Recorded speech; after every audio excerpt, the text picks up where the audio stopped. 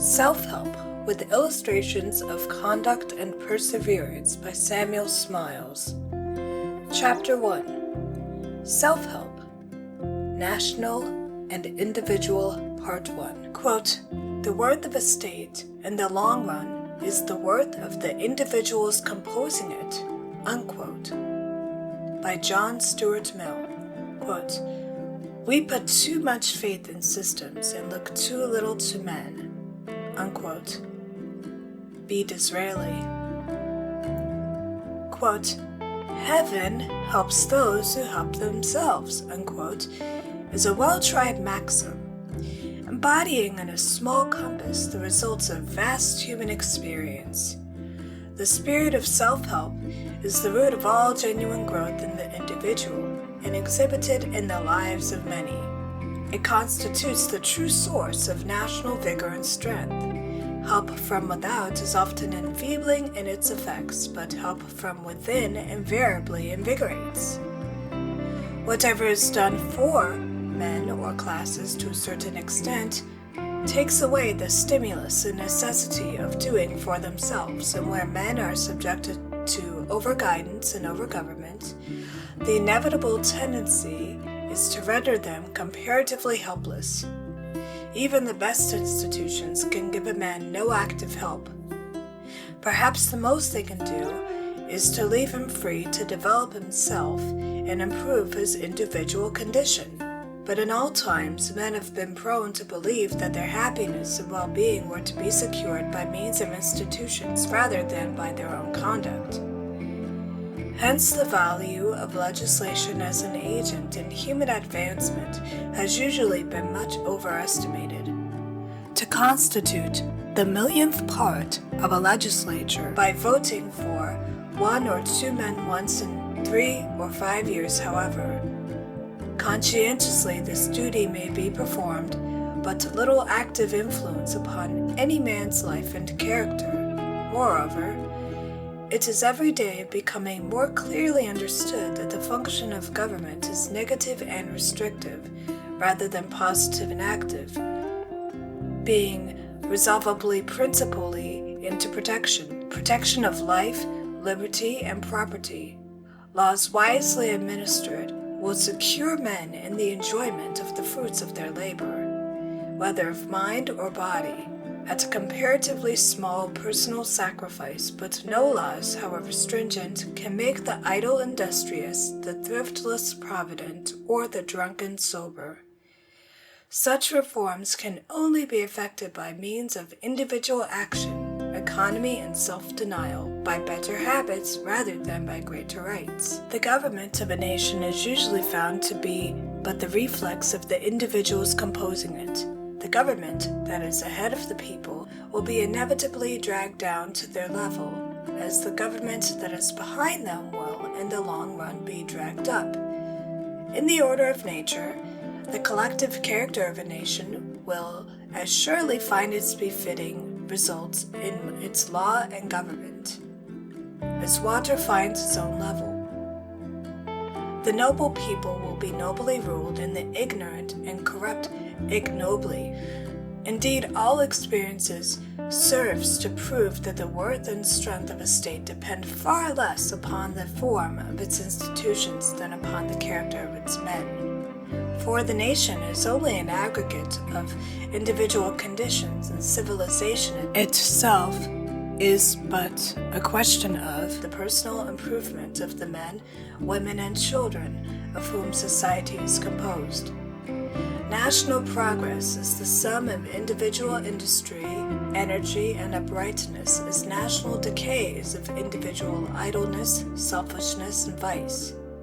While we are accustomed to decry as great social evils will, for the most part, be found to be but the outgrowth of man's own perverted life, and though we may endeavor to cut them down and extirpate them by means of law, they will only spring up again with fresh luxuriance in some other form, unless the conditions of personal life and character are radically improved. If this view be correct, then it follows that the highest patriotism and philanthropy consist, not so much in altering laws and modifying institutions, as in helping and stimulating men to elevate and improve themselves by their own free and independent individual action. It may be of comparatively little consequence how a man is governed from without, whilst everything depends upon how he governs himself from within. The greatest slave is not he who is ruled by a despot, great though that evil be, but he who is the thrall of his own moral ignorance, selfishness, and vice. Nations who are thus enslaved at heart cannot be freed by any mere changes of masters or of institutions, and so long as the fatal delusion prevails that liberty solely depends upon and consists in government, so long will such changes, no matter at what cost they may be effected, have as little practical and lasting result as the shifting of the figures in a phantasmagoria. The solid foundations of liberty must rest upon individual character, which is also the only sure guarantee for social security and national progress. John Stuart Mill truly observes that, quote, even despotism does not produce its worst effects so long as individuality exists under it, and whatever crosses individuality is despotism by whatever name it be called, unquote. Old fallacies as to human progress are constantly turning up. Some call for Caesars, others for nationalities, and others for acts of parliament. We are to wait for Caesars, and when they are found, quote, happy the people who recognize and follow them, unquote. This doctrine shortly means everything for the people, nothing by them. A doctrine which, if taken as a guide, must, by destroying the free conscience of a community, speedily prepare the way for any form of despotism. Caesarism is human idolatry in its worst form, a worship of mere power, as degrading in its effects as the worship of mere wealth would be. A far healthier doctrine to inculcate among the nations would be that of self-help. And so soon as it is thoroughly understood and carried into action, Caesarism will be no more. The two principles are directly antagonistic, and what Victor Hugo said of the pen and the sword alike applies to them. Cese tuera cela, this will kill that. The power of nationalities and acts of parliament is also prevalent to superstition. What William Dargan, one of Ireland's truest patriots, said at the closing of the first Dublin industrial expedition may be well quoted now. Quote, to tell the truth, he said, I never heard the word independence mentioned that my own country and my own fellow townsmen did not occur to my mind. I have heard a great deal about the independence that we were to get from this, that, and the other place, and of the great expectations we were to have from persons from other countries coming amongst us. Whilst I value as much as any man the great advantages that must result to us from that intercourse, I've always been deeply impressed with the feeling that our industrial independence is dependent upon ourselves. I believe that with simple industry and careful exactness in the utilization of our energies, we never had a fairer chance nor a brighter prospect than the present. We have made a step, but perseverance is the great agent of success. And if we but go on zealously, I believe in my conscience that in a short period we shall arrive at a position of equal comfort, of equal happiness, and of equal independence with that of any other people, unquote. All nations have been made what they are by the thinking and the working of many generations of men. Patient and persevering laborers in all ranks and conditions of life, cultivators of the soil and explorers of the mine, inventors and discoverers, manufacturers, mechanics, and artisans, poets, philosophers, and politicians, all have contributed towards the grand result. One generation building upon another's labors and carrying them forward to still higher stages. This constant succession of noble workers, the artisans of civilization, has served to create order out of chaos in industry, science, and art, and the living race has thus, in the course of nature, become the inheritor of the rich estate provided by the skill and industry of our forefathers, which is placed in our hands to cultivate and to hand down, not only unimpaired but improved to our successors. The spirit of self-help, as exhibited in the energetic action of individuals, has in all times been a marked feature in the English character and furnishes the true measure of our power as a nation. Rising above the heads of the mass, there will always to be found a series of individuals distinguished beyond others who commanded their public homage, but our progress has also been owing to multitudes of smaller and less known men. Though only the generals' names may be remembered in the history of any great campaign, it has been in a great measure through the individual valor and heroism of the privates that victories have been won, and life too is a, quote, a soldier's battle, unquote. Men in the ranks having in all times been amongst the greatest of workers. Many are the lives of men unwritten, which have nevertheless as powerfully influenced civilization and progress as the more fortunate great, whose names are recorded in biography. Even the humblest person, who sets before his fellows an example of industry, sobriety, and upright honesty of purpose in life, has a present as well as a future influence upon the well-being of his country, for his life and character pass unconsciously into the lives of others and propagate good example for all time to come. Daily experience shows that it is energetic individualism which produces the most powerful effects upon the life and action of others, and really constitutes the best practical education. Schools, academies, and colleges give but the merest beginnings of culture in comparison with it. Far more influential is the life education daily given in our homes, in the streets, behind counters, in workshops, at the loom and the plow, in counting houses and manufactories, and in the busy haunts of men. This is that finishing instruction as members of society, which Schiller designated, quote, the education of the human race, unquote, consisting in action, conduct, self-culture, self-control, all that tends to discipline a man, truly and fit him for the proper performance of the duties and business of life. A kind of education not to be learnt from books or acquired by any amount of mere literary training. With his usual weight of words, Bacon observes that, quote, studies teach not their own use, but that is a wisdom without them, and above them, won by observation, unquote. A remark that holds true of actual life as well as the cultivation of the intellect itself. For all experiences serve to illustrate and enforce the lesson that a man perfects himself by work more than by reading, that it is life rather than literature, action rather than study, and character rather than biography, which tend perpetually to renovate mankind. Biographies of great, but especially of good men, are nevertheless most instructive and useful, as helps, guides, and incentives to others. Some of the best are almost equivalent to Gospels, teaching high living, high thinking, and energetic action for their own and the world's good.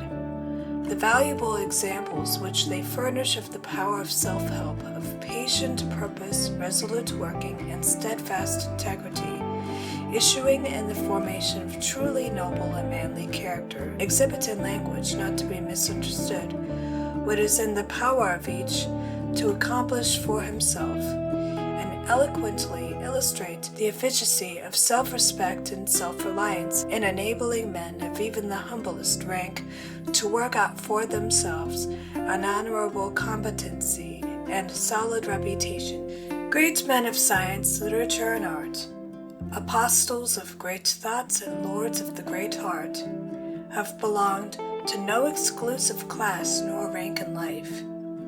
They have come alike from colleges, workshops, and farmhouses, from the huts of poor men and the mansions of the rich, some of God's greatest apostles have come from, quote, the ranks, unquote. The poorest have sometimes taken the highest places, nor have difficulties, apparently, the most insuperable proved obstacles in their way. These very difficulties, in many instances, would ever seem to have been their best helpers by invoking their powers of labor and endurance and stimulating into life faculties which might otherwise have lain dormant. The instances of obstacles thus surmounted and of triumphs thus achieved are indeed so numerous as almost to justify the proverb that, quote, with will one can do anything, unquote. Take, for instance, the remarkable fact that from the barber shop came Jeremy Taylor, the most poetical of divines, Sir Richard Arkwright, the inventor of the spinning jenny, and the founder of the cotton manufacturer, Lord Tenterden, one of the most distinguished of Lord Chief Justices, and Turner, the greatest among landscape painters. No one knows to certainty what Shakespeare was, but it is unquestionable that he sprang from a humble rank. His father was a butcher and grazier, and Shakespeare himself is supposed to have been, in early life, a woolcomber, whilst others aver that he was an usher in a school and afterwards a Scrivener's clerk. He truly seems to have been, quote, not one, but all mankind's epitome, unquote. For such is the accuracy of his sea phrases that a naval writer alleges that he must have been a sailor, whilst a clergyman infers from internal evidence in his writings that he was probably a parson's clerk, and a distinguished judge of horseflesh insists that he must have been a horse dealer. Shakespeare was certainly an actor, and in the course of his life, quote, played many parts, unquote. Gathering his wonderful stores of knowledge from a wide field of experience and observation. In any event, he must have been a close student and a hard worker, and to this day his writings continue to exercise a powerful influence on the formation of English character. The common class of day laborers has given us Brindley the engineer, Cook the navigator, and Burns the poet. Masons and bricklayers can boast of Ben Jonson, who worked at the building of Lincoln's Inn, with a trowel in his hand and a book in his pocket, Edwards and Telford the engineers, Hugh Miller the geologist, and Alan Cunningham the writer and sculptor, whilst among distinguished carpenters we find the names of Inigo Jones the architect, Harrison the chronometer maker, John Hunter the physiologist, Romney and Opie the painters, Professor Lee the orientalist, and John Gibson the sculptor. From the weaver class have sprung Simpson the mathematician, Bacon the sculptor, the two milliners, Adam Walker, John Foster, Wilson the ornithologist, Dr. Livingstone the missionary traveler, and Tannahill the poet.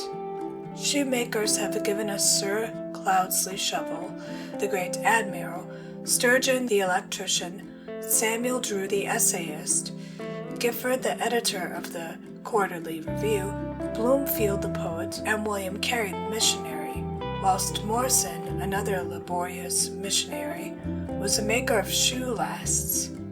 Within the last few years, a profound naturalist has been discovered in the person of a shoemaker at Banff, named Thomas Edwards, who, whilst maintaining himself by his trade, has devoted his leisure to the study of natural science in all its branches. His researches in connection with the small crustacea have been rewarded by the discovery of a new species to which the name Prandisa edwardsi has been given by naturalists, nor have tailors been undistinguished. John Stowe, the historian, worked at the trade during some part of his life.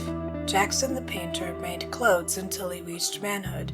The brave Sir John Hawkeswood, who so greatly distinguished himself at Poitiers and was knighted by Edward III for his valour, was in early life apprenticed to a London tailor. Admiral Hobson, who broke the boom at Vigo in 1702, belonged to the same calling.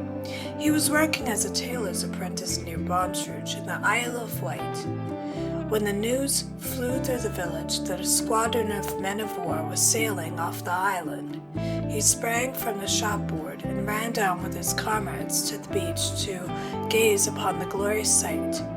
The boy was suddenly inflamed with the ambition to be a sailor, and springing into a boat, he rowed off to the squadron, gained the admiral's ship, and was accepted as a volunteer. Years after, he returned to his native village full of honors, and dined off bacon and eggs in the cottage where he had worked as an apprentice. But the greatest tailor of all is unquestionably Andrew Johnson, the present President of the United States. A man of extraordinary force and character and vigor of intellect. In his great speech at Washington, when describing himself as having begun his political career as an alderman and run through all the branches of the legislature, a voice in the crowd cried, quote, "From a tailor up," unquote. It was characteristic of Johnson to take the intended sarcasm in good part, and even to turn it to account.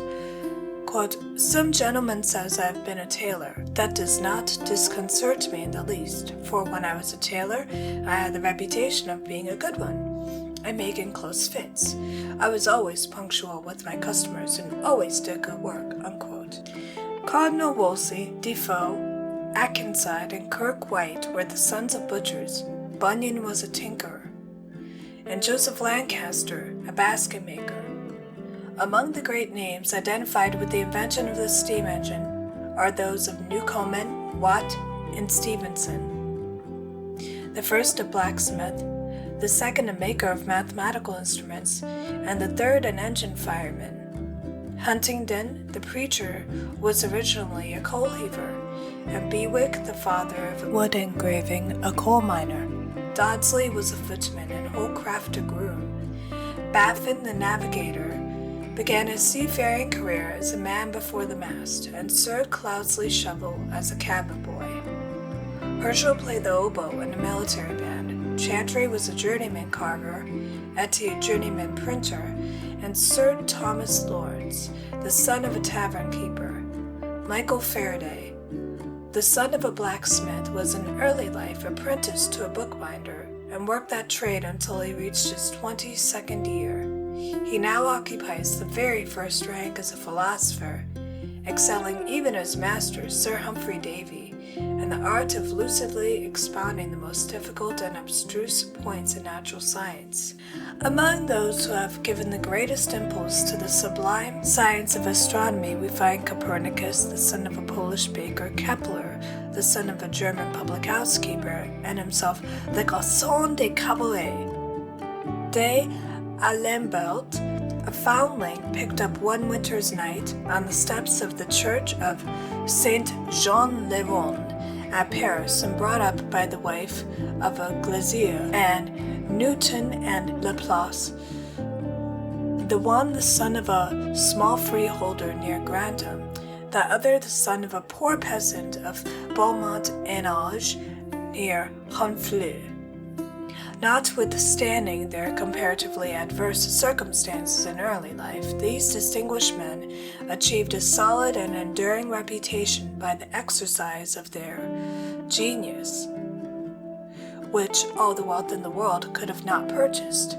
The very possession of wealth might indeed have proved an obstacle greater even than the humble means to which they were born. The father of Lagrange, the astronomer and mathematician, held the office of the Treasurer of War at Turin. But having ruined himself by speculations, his family were reduced to comparative poverty. To this circumstance, Lagrange was in after life accustomed partly to attribute his own fame and happiness. Quote, "Had I been rich," said he, "I should probably not have become a mathematician," unquote. The sons of clergymen and ministers of religion generally have particularly distinguished themselves in our country's history. Amongst them we find the names of Drake and Nelson, celebrated in naval heroism, of Wollaston, Young, Playfair and Bell in science, of Wren, Reynolds, Wilkson and Wilkie in art, of Thurlow and Campbell in law, and of Addison, Thompson, Goldsmith, Coleridge, and Tennyson in literature. Lord Hardinge, Colonel Edwards, and Major Hodson, so honorably known in Indian warfare, were also the sons of clergymen. Indeed, the Empire of England and India was won and held chiefly by men of the middle class, such as Clive, Warren Hastings, and their successors, men for the most part, bred in factories and trained to habits of business. Among the sons of attorneys, we find Edmund Burke, Smeaton the engineer, Scott and Wordsworth, and Lords Somers, Hardwicke, and Dunning. Sir William Blackstone was the posthumous son of a silk mercer. Lord Gifford's father was a grocer at Dover, Lord Denman's a physician, Judge Chalford's a country brewer, and Lord Chief Baron Pollux, a celebrated saddler at Charing Cross. Layard, the discoverer of the monuments of Nineveh, was an articled clerk in a London solicitor's office, and Sir William Armstrong, the inventor of hydraulic machinery and of the Armstrong Ordinance, were also trained to the law and practiced for some time as an attorney. Milton was the son of a London Scrivener, and Pope and Southey were the sons of linen drapers. Professor Wilson was the son of a Paisley manufacturer, and Lord Macaulay of an African merchant. Keats was a druggist, and Sir Humphrey Davy, a country apothecary's apprentice. Speaking of himself, Davy once said, quote, "What I am, I have made myself. I say this without vanity, and in pure simplicity of the heart." Unquote. Richard Owen, the Newton of natural history, began life as a midshipman, and did not enter upon the line of scientific research in which he has become so distinguished until comparatively late in life. He laid the foundations of his great knowledge, which occupied in cataloguing the magnificent museum accumulated by the industry of John Hunter, a work which occupied him at the College of Surgeons during a period of about 10 years. Foreign, not less than English biography, abounds in illustrations of men who have glorified the lot of poverty by their labors and genius. In art we find Claude, the son of a pastry cook, Jeeves of a baker, Leopold Robert of a watchmaker, and Haydn of a wheelwright, whilst Daguerre was a scene painter at the opera. The father of Gregory VII was a carpenter, of Sextus V a shepherd, and of Adrian VI a poor bargeman. When a boy, Adrian, unable to pay for a light by which to study, was accustomed to prepare his lessons by the light of the lamps in the streets and the church porches, exhibiting a degree of patience and industry, which were the certain forerunners of his future distinction. Of like humble origin were Hay, the mineralogist, who was the son of a weaver of Saint Just Haute-Brûlé, the mechanician of a baker at Orleans, Joseph Fourier, the mathematician of a tailor of Auxerre, Durand, the architect of a Paris shoemaker in Gesner, the naturalist of a skinner or a worker in hides at Zurich. This last began his career under all the disadvantages attendant on poverty, sickness, and domestic calamity, none of which, however, were sufficient to damp his courage or hinder his progress. His life was indeed an eminent illustration of the truth of the saying that those who have most to do and are willing to work will find the most time. Pierre Ramus was another man of like character. He was the son of poor parents in Picardy, and when a boy was employed to tend sheep, but not liking the occupation, he ran away to Paris. After encountering much misery, he succeeded in entering the College of Navarre as a servant. The situation, however, opened for him the road to learning, and he shortly became one of the most distinguished men of his time. End of section 2. Recorded by Meg Ferry 252.